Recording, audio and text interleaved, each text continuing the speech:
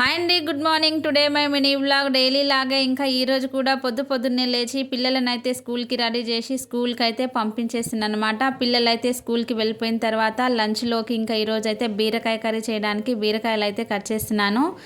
ఫ్రీగా వస్తే ఫినాయిల్ అయినా తాగుతారనే కొన్ని సామెతలు అయితే కొన్ని సందర్భాలను బట్టి సెట్ అవుతుంది. ఎందుకంటుందంటే నేను నిన్న విలేజ్కి వెళ్ళడానికి వెళ్తుంటే అసలు బస్ స్టాప్ దగ్గరికి వెళ్తే ఒక్క బస్సు కూడా ఆపట్లేదు. ఫ్రీ బస్సులు కదా, మస్తు మంది ఉన్నారనమాట. అసలు కాలు పెట్టడానికి కూడా ప్లేస్ లేకుండా వెళ్ళిపోతారు. అసలు బస్సులు ఆపట్లేవు ఫస్ట్ స్టాప్స్ దగ్గర.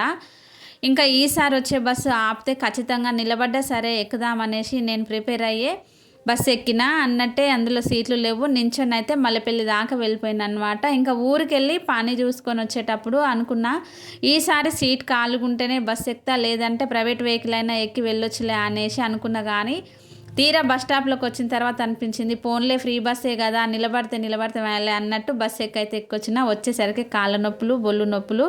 ఇంకా నాలాగా ఎంతమంది ఉండరో